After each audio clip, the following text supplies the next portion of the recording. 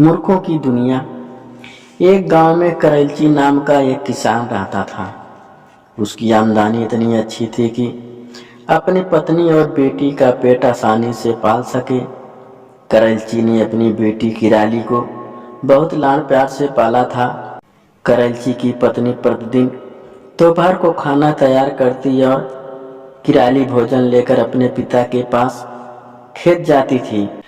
पिता को अपने हाथों से भोजन खिलाकर ही वह घर वापस आती थी। एक दिन किराली भोजन लेकर चली तो बहुत तेज धूप थी। रास्ते में एक पेड़ के नीचे बैठकर वह सुस्ताने लगी। तभी उसने देखा कि पेड़ पर एक बंदर बैठा है। बंदर ने अपने बच्चों को अपने सीने से लगा कर रखा था। किराली सोचने लगे कि एक दिन उसका भी प्यारा बच्चा होगा। वह अपने बच्चों का नाम ललगानो रखेगी। वह अपने ललगानों को खूब प्यार करेगी। तभी उसके मन में बुरे ख्याल आने लगे। वह सोचने लगे कि जब वह शैतानियाँ करेगा तो मुझे उस पर बहुत क्रोध आएगा। वह शैतानी करके इधर उधर भागता फिरेगा। यदि वह किसी दिन वह सीढ़ियों में भागने लगेगा तो सीढ़ियों से गिर जाएगा। फिर मेरे ललगानों को चोट लग जाएगी। अगर चोट ज्यादा लग गई तो वह मर जाएगा। ओह, मेरे ललगानों का क्या होगा। यही सोचते सोचते वह रोने लगी और बार बार कहने लगी, मेरा ललगानो, मेरा ललगानो। वह घंटों बैठे रोती रही और अपने पिता का भोजन ले जाना भूल गई। जब किराली बहुत देर तक घर वापस नहीं पहुंची तो उसकी माँ ने सोचा कि उसके पिता को जाकर बतानी चाहिए कि किराली घर पर वापस नहीं लौटी है। वह खेत की ओर चल दी। रास्ते में उसने किराली को एक पेड़ के नीचे बैठकर रोते हुए देखा तो उसने अपनी बेटी के पास जाकर पूछा, बेटी तुम क्यों रो रही हो। किराली मेरा ललगानो कहकर रोती रही और अपने रोने का कारण माँ को बताया। उसकी माँ पूरी बात सुनकर बिना सोचे समझे मेरा ललगानो कहकर रोने लगी। माँ बेटी दोनों बैठकर आंसू बहाने लगे।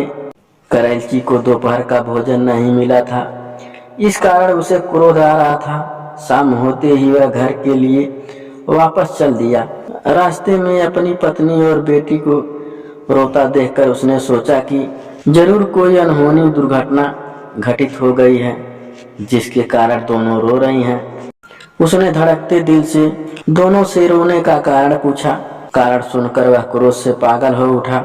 उसे समझ नहीं आ रहा था कि अपनी पत्नी और बेटी की मूर्खता पर वह हंसे या क्रोध में अपने बाल नोचे। वह चीखकर बोला, इस दुनिया में तुम लोगों से बड़ा मूर्ख और पागल कोई और नहीं मिल सकता। मैं जा रहा हूँ और तभी घर लौटूंगा जब तुमसे भी बड़े मूर्ख से मिल लूं। करैलची की पत्नी और बेटी किराली उसके पीछे पीछे खुशामद करने दौड़ी, परंतु करैलची तब तक दूर निकल चुका था। चलते चलते करैलची पास के एक गांव में पहुंचा। उसने देखा कि एक जगह भीड़ लगी थी। उसने भीतर घुसकर कारण जानने का प्रयास किया तो पता लगा कि लोग एक तालाब के चारों ओर जमा थे। पानी में चांद दिखाई दे रहा था। अनेक व्यक्ति इस बात का दावा कर रहे थे कि वे चांद को पकड़कर दिखाएंगे। हर व्यक्ति चांद पकड़ने की फीस देकर आगे आता, फिर पानी में चांद पकड़ने की कोशिश करता। बाकी लोग दर्शक तालियां बजा रहा था और चांद पकड़ने की बाजी का मजा ले रहे थे। करैलची लोगों की मूर्खता देखकर आगे बढ़ गया। वहां उसने देखा कि एक बूढ़ी औरत का एक टीन के डिब्बे में हाथ फंस गया है। कई लोग उसका हाथ खींचकर निकालने का प्रयास कर रहे थे। बुढ़िया दर्द के मारे चीख रही थी, परंतु हाथ बाहर नहीं निकल रहा था। करैलची ने पूछा कि माजरा क्या है।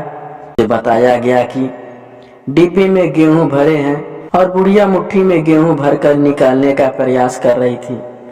तभी उसका हाथ डिब्बे में फंस गया और वह अब निकल नहीं रहा है।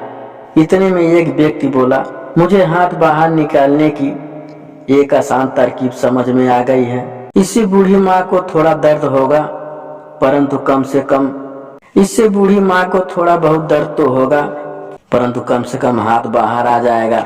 सबने पूछा, ऐसी कौन सी तरकीब है। हम बूढ़ी माँ का हाथ काट देंगे, वरना उस डिब्बे में हाथ फंसाए ही पूरा जीवन बिताना पड़ेगा।